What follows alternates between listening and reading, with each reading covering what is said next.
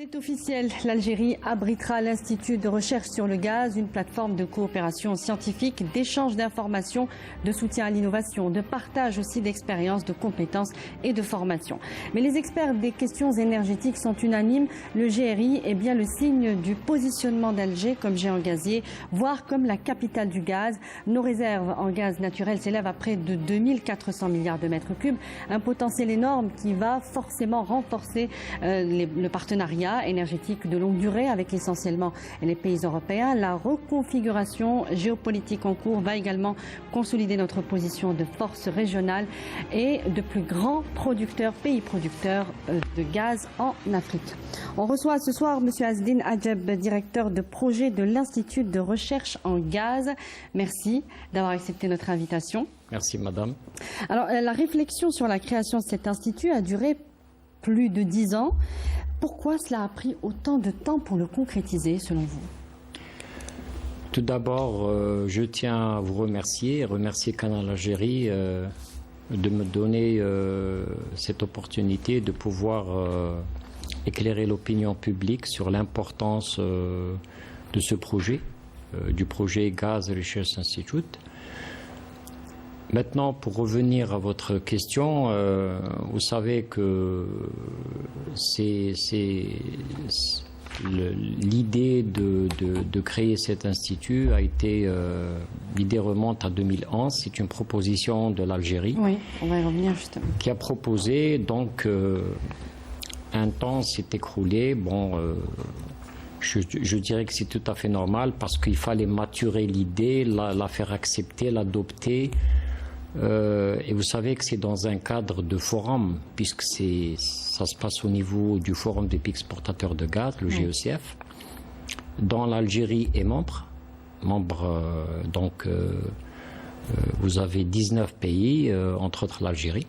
Donc, il y a eu un travail qui a été fait depuis l'idée qui a germé, qui a fait en sorte à ce que cette création de l'Institut de recherche du gaz. Mais je dirais que la concrétisation, on va dire pragmatique, et l'adoption de l'idée a été faite en 2017. Oui. Donc en 2017. C'est à partir de là qu'il y a eu l'adoption au niveau de la réunion ministérielle. Donc, c'était déjà en 2015, en Iran. Donc, les pays étaient d'accord pour que l'Institut, on crée cet Institut de recherche du gaz. Et c'était sous condition que, on va dire, c'était tributaire d'une étude de faisabilité qu'avait lancée le GECF. Une étude de faisabilité pour montrer la plus-value et l'impact positif sur les pays GECF. Donc, à partir de là, il y a eu 2017 aussi en Bolivie, donc l'adoption du cadre de créer l'Institut. Mais ce n'est qu'en 2018 en Russie. Donc en 2017, 2017 en Russie, oui, à Moscou, donc le 4 octobre 2018, qui a eu l'adoption finale de créer cet institut. Donc il y a eu un long travail très long travail pour convaincre. Oui, pour convaincre. Donc c'était pas gagné au départ. Ce que vous voulez dire, ça semble avoir été compliqué.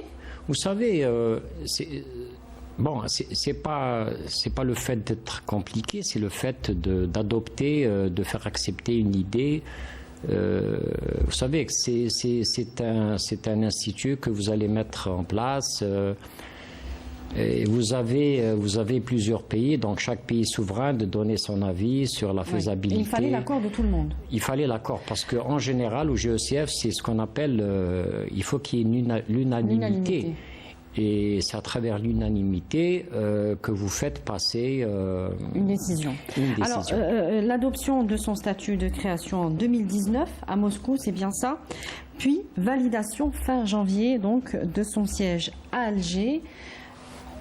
quelle sera l'étape à venir à ce moment-là? Parce que ça avance à un rythme assez lent quand même, on parle de plusieurs années, mais quelles sont les étapes à venir pour le mettre en activité, cet institut? Alors, je rebondis sur votre question par rapport au fait que, bon, le travail, comme je vous l'ai déjà dit, en 2019 à Moscou, donc il y a eu déjà l'adoption du Constitutive Act, Oui. qui est un acte de naissance. Qui est l'acte de naissance du Gas Research Institute. Et donc à partir de là, donc vous avez un institut avec un statut. Donc les statuts, les missions, donc tout est écrit dans les statuts, comment il va fonctionner. Oui.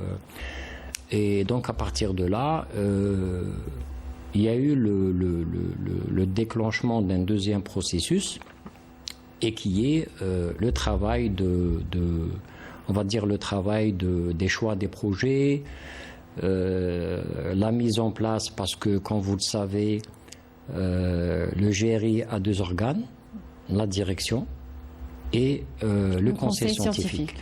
Donc le conseil scientifique, c'est un conseil scientifique du GECF. Donc c'est lui qui approuve, on va dire, qui approuve les travaux scientifiques. Et c'est normal parce que le conseil scientifique a un représentant, vous trouverez un représentant de chaque pays. Mmh.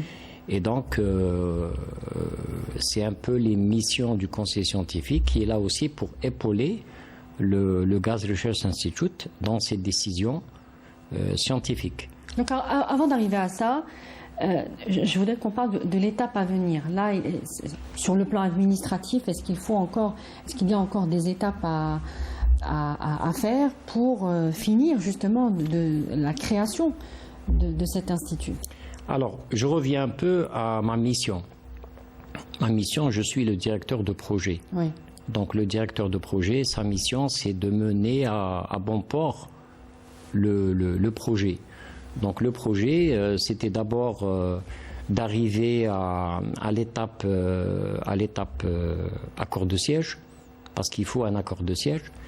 L'accord de siège qui a été signé le 26 janvier 2023, donc jeudi passé.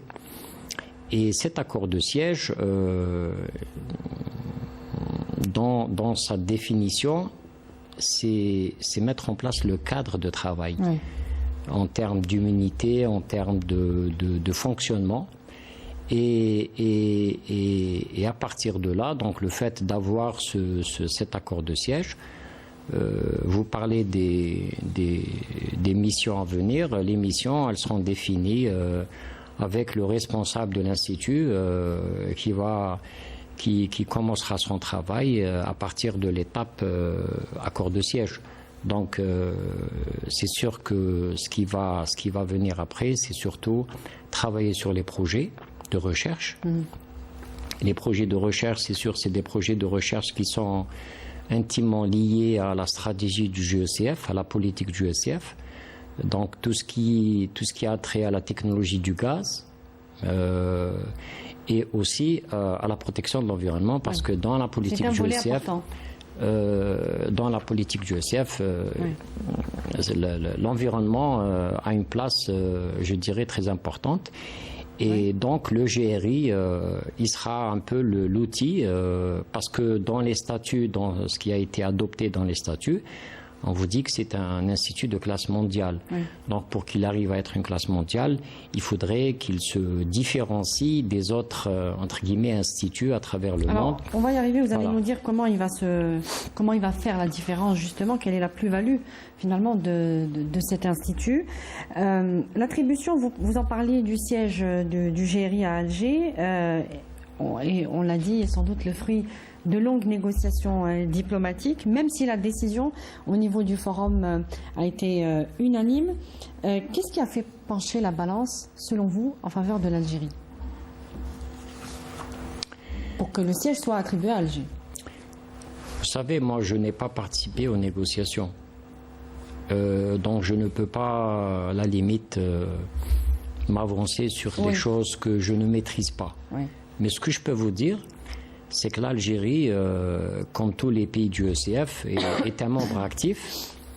Et donc l'idée de mettre en place, je pense que les gens qui ont pensé à mettre en place cet institut, je dirais que c'est d'abord très important pour les pays du ECF, parce que cet institut est fédérateur d'abord, sauf que le pays hôte est l'Algérie. Et l'Algérie aussi, il faut le dire aussi, c'est un pays qui est pionnier dans le domaine du gaz. Oui. Et il y a cet argument déjà qui peut... Il y a cette relation naturelle, c'est normal, oui. parce qu'on parle du gaz. Oui. Et c'est tout à fait normal. C'est sûr que on va dire la plus-value, c'est pour les pays du ECF, parce que, comme vous le savez, le Forum des pays exportateurs de gaz, jusqu'à l'idée de créer un institut, on va dire que le GECF, dans le cadre de la coordination, de la coopération, l'échange d'idées, l'échange de propositions, ça se résumait surtout ce qui prenait la plus grande part, c'était le côté market, c'est le côté marché, c'est l'évolution des marchés, c'est les prévisions à long terme, moyen terme et tout. Et là, il y a le GRI qui va un peu, je dirais pour les pays GECF, c'est surtout un hub technologique. Oui. Si je peux appeler les choses comme ça sera un hub technologique autour duquel vont travailler les pays GECF dans le domaine de la technologie, de l'innovation, de la recherche-développement, ce qui va permettre un plus grand flux communicatif entre les pays. Pourquoi ? Parce que il y aura des projets, donc les projets vont être débattus, il y a des chances d'idées. Il ne faut pas oublier qu'il y aura aussi, il y a le volet très important qui fait partie des missions du GRI, c'est la formation, le training, qui est très important. Oui. Pour les uns et pour les autres, je parle des pays du ECF. Est-ce qu'on peut comparer, même si vous dites que c'est justement un institut de classe mondiale, est-ce qu'on peut le comparer, ne serait-ce que sur le volet formation, à l'IAP, l'Institut algérien de pétrole, en termes de formation, hein, vous savez, oui, bon, l'IAP, je considère que l'IAP a ses missions, je dirais, qui lui sont propres. Oui. Non, on ne parle pas de statut. Oui, je comprends. Mais je crois que le GRI, dans ses missions et même dans ses statuts, il pourra, je dirais, avoir signé même des conventions de coopération avec des instituts qui soient en Algérie et à l'étranger, à travers le monde. Donc ça sera plus les pays du ECF, donc qui ont aussi, ces pays ont des instituts. Je prends les compagnies gazières des pays du ECF, ont leur propre institut de recherche. Et comme il pourra aussi avoir des relations avec d'autres instituts à travers le monde. Donc je dirais que le champ est ouvert. Oui. Et c'est là où il y a l'opportunité, l'intérêt aussi pour les pays du ECF, parce que le GRI est un institut fédérateur. Certes, il est implanté en Algérie, mais on ne doit pas oublier qu'il doit travailler pour une communauté de pays. Il a une dimension internationale. Une dimension internationale. Qu'est-ce qu'on recherche dans le domaine de la formation ? Je parle de nous, hein. Je parle des Algériens. Qu'est-ce qu'on pourrait rechercher chez les autres pays vous savez, le GRI, comme je vous le disais, est un institut au service du ECF. L'Algérie fait partie des pays du ECF. Le GRI est implanté en Algérie, oui. Mais l'Algérie pourrait aussi, je dirais, les retombées positives du GRI pourraient en profiter pour l'Algérie. Lesquelles ? Précisément. Dans le domaine de la recherche et développement. D'abord, dans le domaine de la formation, je vous posais la question sur ce qu'on pourrait, nous, qu'est-ce qui pourrait nous intéresser, puisque nous sommes pionniers dans le domaine du gaz naturel, dans la chaîne de production, nous maîtrisons la chaîne de production. Qu'est-ce qui pourrait nous intéresser de la part, je ne sais pas, des autres pays membres ou pays observateurs? Qu'est-ce qu'ils peuvent nous offrir en termes de formation? Et vice-versa, je vous poserai la question aussi dans l'autre sens, puisque les pays membres pourront profiter, on l'imagine, largement de l'expérience algérienne dans le domaine du gaz. Vous savez, madame, C'était un peu cet institut aussi, quand je vous l'ai dit tout à l'heure, pour être l'équivalent d'un hub technologique du GECF. Oui. Ça sera le bras technologique du GECF. Ça voudrait dire quoi? Ça voudrait dire qu'il est là pour faire de la veille, parce qu'il doit faire de la veille, tout ce qui est nouvelle technologie. Donc il doit être à jour en termes de tout ce qui est nouvelle technologie liée à l'activité du gaz. Maintenant, pour revenir au training, la formation, c'est une formation, il ne faut pas imaginer que c'est une formation où il y aura des échanges d'experts. Ça veut dire je dirais que c'est le haut niveau. Bien sûr, vous prenez les pays du GECF, vous avez 19 pays, donc vous avez les pays membres et les pays observateurs. Oui. Mais tous les pays du GECF sont concernés par cette activité, par l'activité innovation, recherche, développement. La formation, qu'est-ce qui est recherché? C'est surtout d'abord que l'Institut pourrait mettre en place des plateformes, d'abord des plateformes pour pouvoir échanger des informations, des expertises. Je prends un exemple entre les compagnies déjà gazières des pays GECF, vous avez les best practices. Et les best practices, quand vous avez un institut de recherche, il pourra être c'est les bonnes pratiques. Les bonnes pratiques. Oui. Je prends un exemple, les problèmes techniques, les problèmes technologiques. Dans ce qui est le volet best practice, imaginez que vous avez un des pays GECF qui a déjà une solution à une problématique qui existe déjà dans un autre pays, et donc ça va permettre un brassage, je dirais, technologique à travers tous ces pays. Mais le volet formation, vous avez parlé de l'IAP. L'IAP aussi pourrait éventuellement participer comme un centre de formation qui a une renommée, je dirais, maintenant mondiale. Oui. Donc, il n'y a pas de raison que l'IAP ne participe pas, comme d'autres instituts à travers le monde des pays GECF. Donc, je considère que le volet formation est très important. Il faudrait juste mettre en place tous les outils qui vont permettre au GRI, et ça sera dans une autre étape, qui se fera... Alors c'est quoi justement les outils? Parce que vous avez le secrétaire général du ministère des Affaires étrangères, Amal Belhani, qui a parlé justement de la volonté d'Alger de trouver des solutions technologiques efficaces et innovantes à même de renforcer donc la place du gaz dans le processus de transition énergétique. Donc ça rejoint ce que vous dites. Exactement. Oui. Bon, je pense... Quels sont les outils à mettre en place? Est-ce que les liens avec les universités, l'IAP comme vous venez de le dire, l'ASAL pourrait faire partie de cette expérience aussi?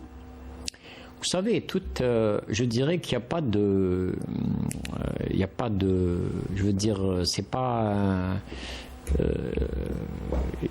il n'y a pas de raison que, par exemple, de l'ASAL ou l'IAP ou d'autres institutions internationales, c'est normal. Vous avez l'ASAL, vous avez l'IAP, c'est local, mais vous avez aussi d'autres centres de recherche. Je parle évidemment d'Alger. Hein. Oui, après, bien sûr que ça concerne tous les pays membres. Oui, c'est normal. C'est normal. Vous allez, comment dirais-je, vous allez en fonction des projets de recherche, parce qu'il ne faut pas oublier qu'il y aura des projets de recherche qui seront lancés. C'est des projets de recherche, on va dire, dans l'intérêt stratégique pour les pays du GECF. Oui. En termes d'importance technologique, mais en termes aussi de protection de l'environnement et de la sécurité énergétique. Alors comment ça se passe? Chaque pays membre et observateur aussi peut proposer des projets de recherche. Bien sûr. Vous avez déjà tenu 13 conseils scientifiques, c'est-à-dire que vous avez déjà commencé à travailler. Mais c'est le conseil exécutif qui va valider les programmes de recherche et donner un peu la feuille de route de cet institut. La feuille de route, c'est le responsable de l'Institut qui va la donner. C'est sa vision, comment il voit la vision de l'Institut. À travers le conseil exécutif ou c'est à part? Ça, c'est les missions du responsable de l'Institut. Donc, il ne faut pas oublier que sur le plan organisation, le GECF, il est composé de représentants de pays, ce qu'on appelle les Executive Board. Oui. Et l'Algérie aussi a son représentant. Actuellement, c'est une représentante, donc qui représente l'Algérie dans le Forum des pays exportateurs de gaz. Et je dirais aussi que les décisions se font à travers le comité exécutif du GECF. Donc les décisions se prennent au niveau de l'Executive Board, qui est le comité exécutif. Et c'est lui qui décide, donc tout ce qui est approbation de décision et tout, elles sont validées au niveau de... Et il y a eu la soumission de projets, c'était ça l'objet de ma question. Il y a eu, par exemple, pour nous, Alger a déjà soumis des projets, d'autres pays aussi. Vous savez, dans la soumission des projets, c'est normal, tous les pays, les pays GECF ont soumissionné, ont proposé. Ouais. Et c'est tout à fait normal qu'il y ait un choix de projet. Donc il y aura un processus de sélection. Oui, il y a un processus de sélection. Donc il y a des projets qui seront retenus et après ça, donc la mise en place, l'implémentation et la mise en œuvre des projets. Mais le choix, chaque pays propose des projets. Très bien. Donc cette étape a déjà débuté, mais la finalité, c'est qu'à la fin, on puisse travailler sur quelques projets et qui seront, entre guillemets, suivis, validés. Il y aura des recommandations du conseil scientifique qui a été créé. Il y a un plafonnement du nombre de projets par an ou c'est ouvert, en fait?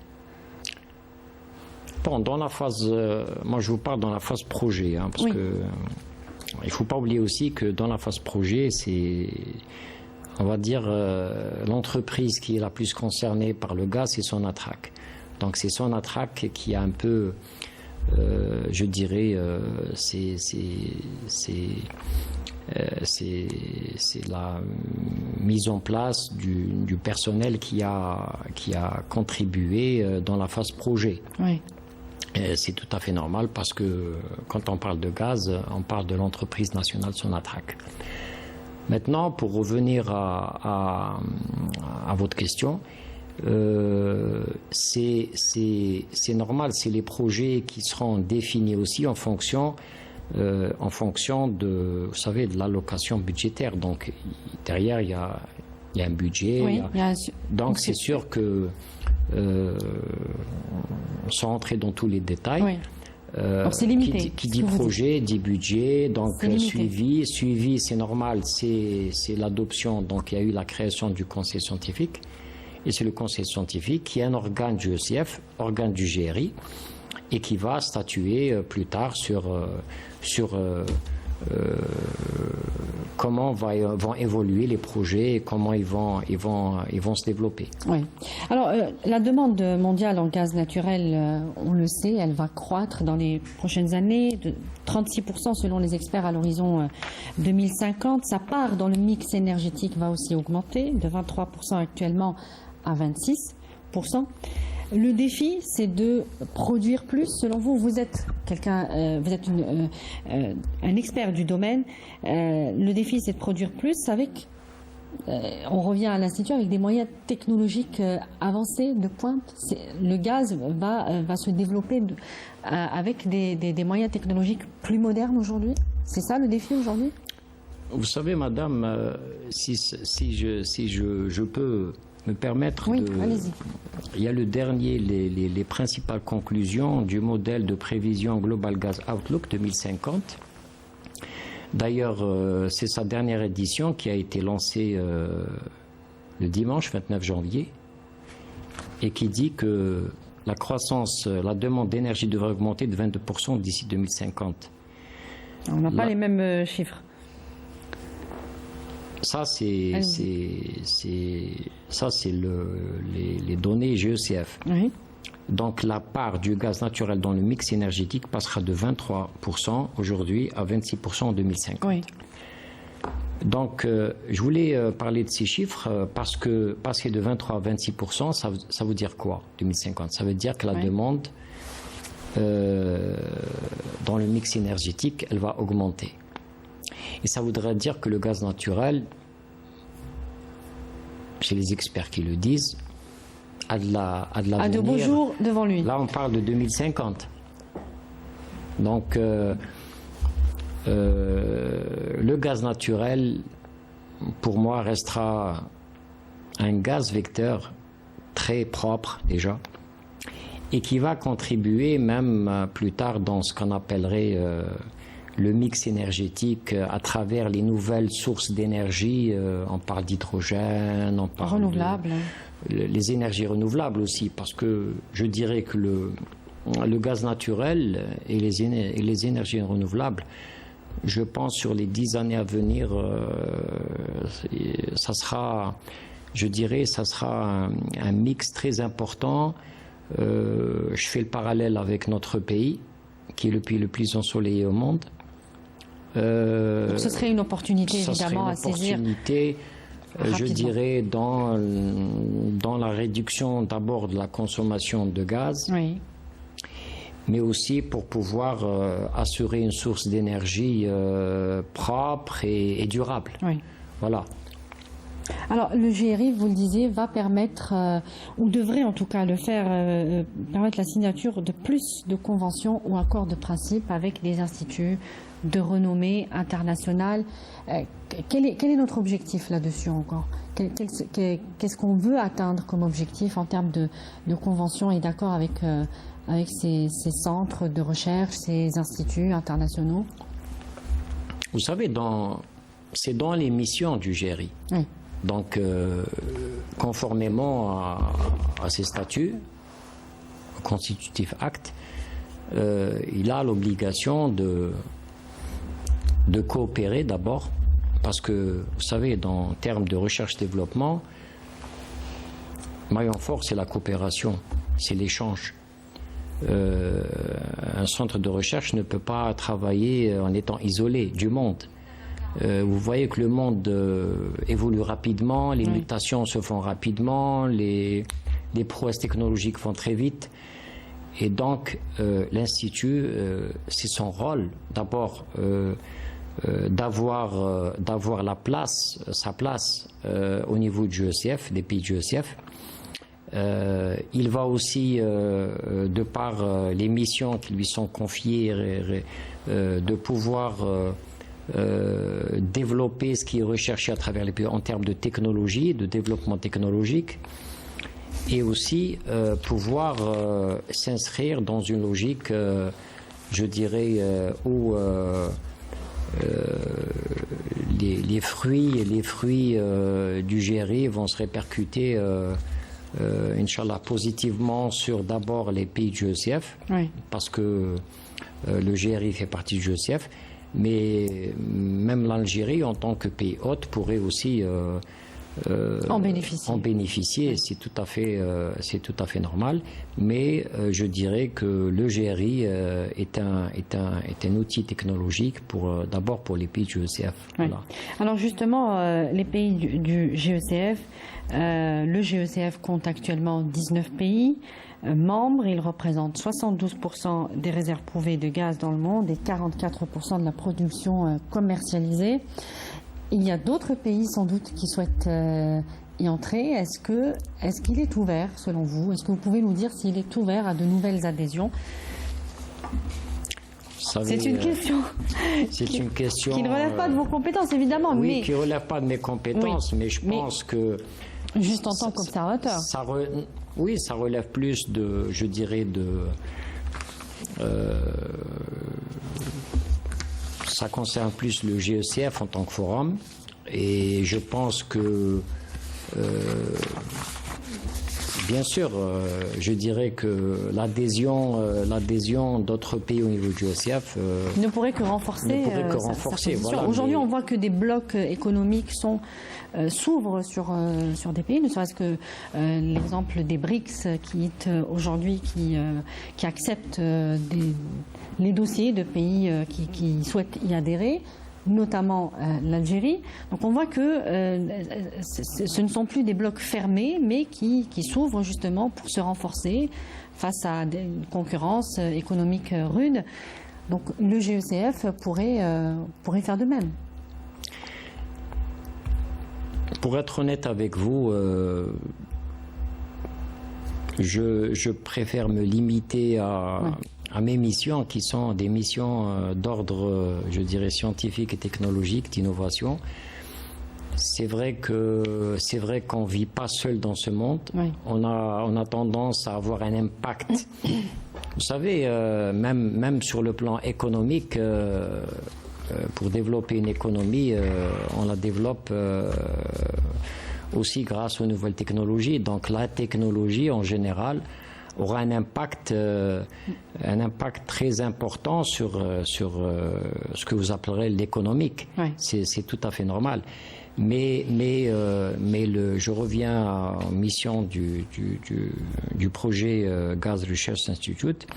Ces missions sont claires. Le but, l'objectif, c'est d'arriver à être un institut de classe mondiale. Donc il faut beaucoup de travail. Oui. Et donc beaucoup de travail pour atteindre cet objectif.